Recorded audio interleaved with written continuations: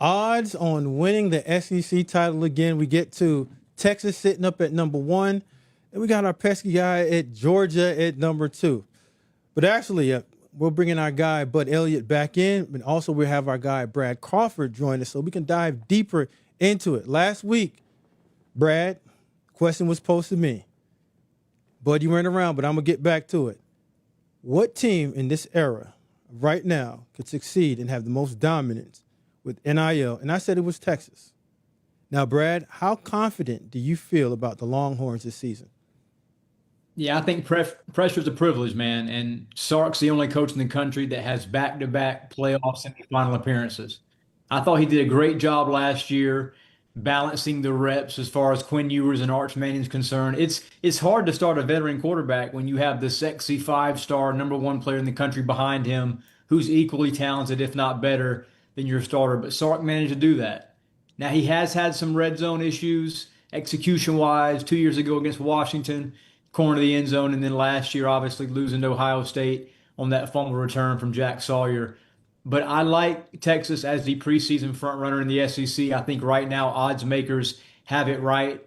And this time last year in the offseason, a lot of us were kind of wondering, is Texas going to suffer some black and blue bruises in the SEC?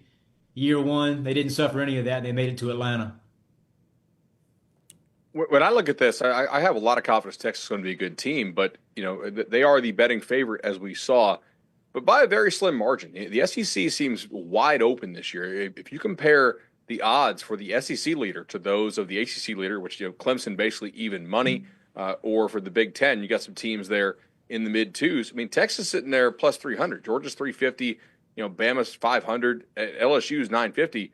That shows me that the SEC is way more wide open than it's ever been. And while I think I have a lot of confidence in Texas to be a good team, I don't think that they are the prohibitive favorite to win the SEC, Brad's not arguing that either, but Arch Manning has to be who we think he is. They did lose an awful lot at receiver. They lost a good bit on the offensive line. Defensive line, they clearly have some concerns about. They took 5 defensive tackle transfers, right?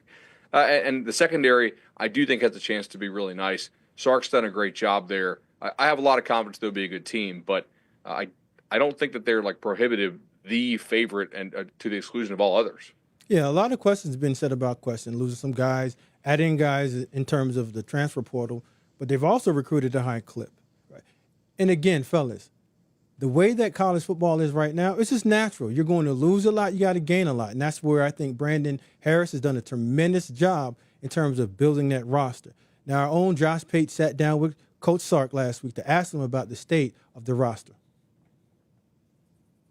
Yeah, I don't think we're a finished product. And if I said we were, that'd probably be lying, right? We've had some young players that have grown up in our program that we're excited about on both sides of the line of scrimmage. We've brought in some transfers, most notably on the defensive side of the ball, that helped us this spring. We brought in a couple more in the spring portal window that I think are going to be great additions for us. But I think for us as a program, this summer is going to be huge. June and July, our skill development stuff that we work on, the team aspect of really bringing this team together. Our Culture Wednesdays are going to be big. Their work with Tori Becton, right, in the weight room, running in the Austin heat on Tuesday and Thursday afternoons at 4 in the afternoon, where it feels like the hottest place on the earth. But that's when we grow together as a team. And then training camp's going to be a big thing. And we've got to push these guys. We've got to remain demanding of them, of what the standard is around here, and instill it in them. And that's a responsibility on a lot of their teammates, too, to get that done. When you bring in new faces, we always try to ensure is that they acclimate to us. We don't acclimate to them. And so that's why we're so strategic and we really take our time when it comes to the portal. We just don't bring anybody in here. There's a lot of really good players out there. It's not just about any. It might not always be the best player. Yeah. It's the best player that fits us. And that's something that we've tried to do and hold on to. And so far it's worked out pretty good for us. Man, great information from Coach Sark in that. But Brad, I'm going to come to you first. What was your takeaway from that? I think he's confident in some of those defensive linemen that he signed in the portal. I mean, Bud's already mentioned that up front defensively and along the offensive line where you lose 4 starters, you've got to win in the trenches in the SEC. The good news for Sark is there's no need for motivation during fall camp. You open at defending champion Ohio State. That's all Texas fans should want right now to see how good this team is from week one. We're going to know early whether or not they're a legitimate contender. But I mean, I feel pretty good about the offensive line, even though they're starting four new guys. Coaching, I mean, those are well paid guys up front, and the coaching staff has proven to be a pretty good one in that position group.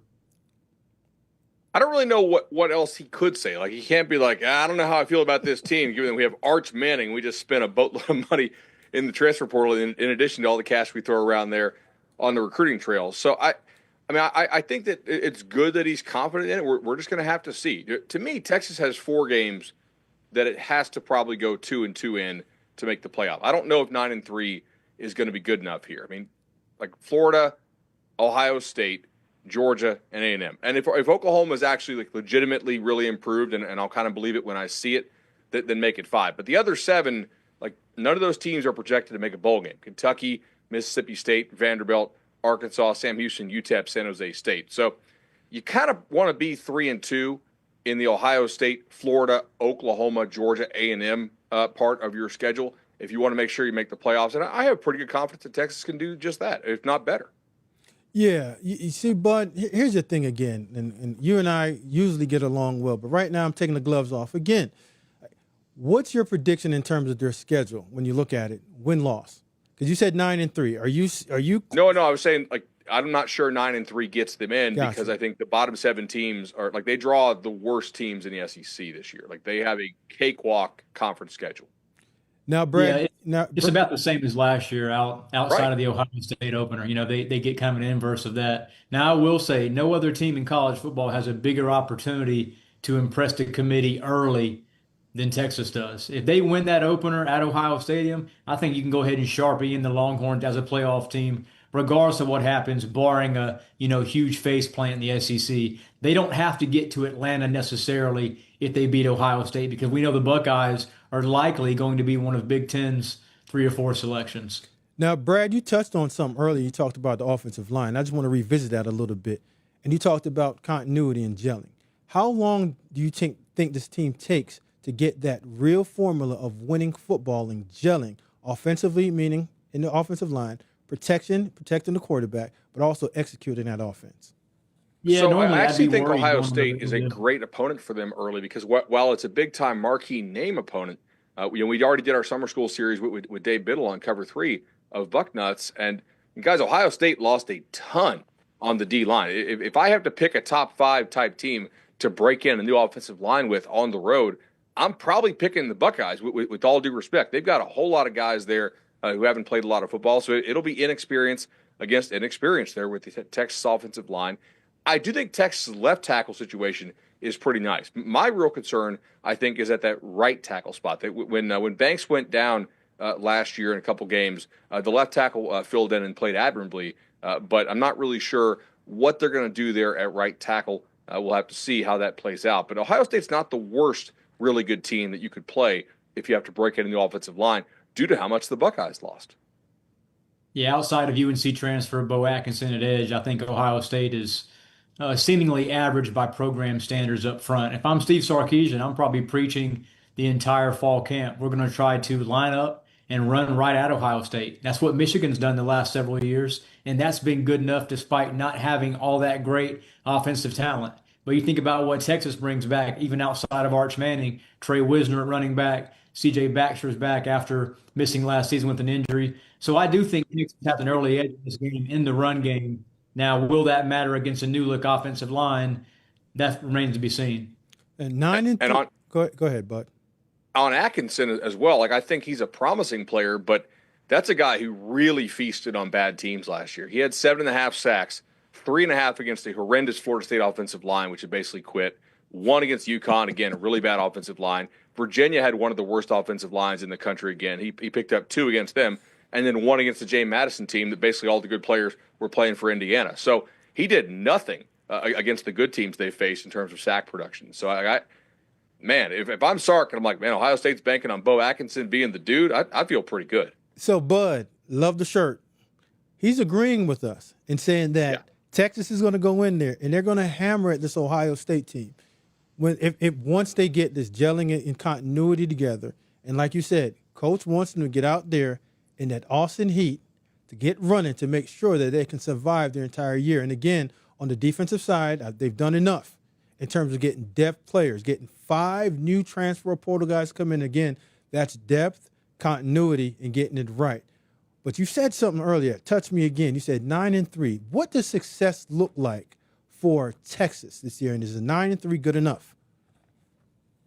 I think if I'm a Texas fan, I'm pretty ticked off if they go 9-3 against this schedule. Because, you have 5 games that like should be automatic wins under any circumstance, right? Like there's no excuse to lose those games. And if I'm a Texas fan, if I'm a Texas booster, dude, you better be going 3-2 or better against Ohio State, Florida, Oklahoma, Georgia, and A&M. I think if they go 9-3, just like last year, if they go 9-3, they would have been out. They would have not have made it. So like they needed to win that game against A&M and did. So I think you better be 10-2. It's not their fault, but they get the easy SEC draw this year. It's a part of it. Yeah, those 3 true road games against borderline preseason top 10 teams, probably unanimously if Florida gets in the AP's preseason top 10. I mean, you have to win probably 2 or 3 of those games. Bud mentioned it earlier. I see Texas's floor being 10-2 this season. And it's a little afraid, if you're a Buckeyes fan right now, you're a little scared of that first game against Texas because of what Texas brings in on defense. Ohio State also has 4 new offensive linemen. They have several draft picks up front too. And Colin Simmons, those guys, Anthony Hill Jr., one of the SEC's best linebackers, those are 2 pass rushers who are going to get after Julian Sayin or Kyle Holtz or whoever Ryan Day decides to start in week 1. So it's definitely one of opening weekend's best matchups. And I think right now, the early line being Ohio State by 3.5, there's some high value there on the Longhorns. Now, we've heard Arch. There's more players at Texas than just Arch Manning. But I'm going to come to you first. Give me a name by the end of the year. Everyone in the United States is going to say, you know what? He's that guy. Impactful player at Texas. I think like diehard college football fans already know this. Recruitniks certainly know this. This is why you should watch The Ultimate Show. This is why you should follow recruiting. But Colin Simmons is an absolute beast off the edge. It takes a little while for defensive players to kind of enter that national conscious, but I think they will know who he is. He is a real problem. And, if I'm Ohio State, I'm a lot more worried about him than if Texas should be worried about like a Bo Atkinson. Yeah, I'll go 5-star Ryan Wingo. I've already mentioned, quarterback wide receiver tandem, Manning and Wingo being one of the best ones coming into the 2025 season. I think Ryan is going to have a 1,000-yard season. He's not maybe as talented speed-wise as Ryan Williams and Jeremiah Smith being a total package, but Ryan Wingo is certainly a guy who's going to lead this Texas wideout room that's got a couple new portal transfers as well. So I like Ryan Wingo being a breakout player nationally for the Horns.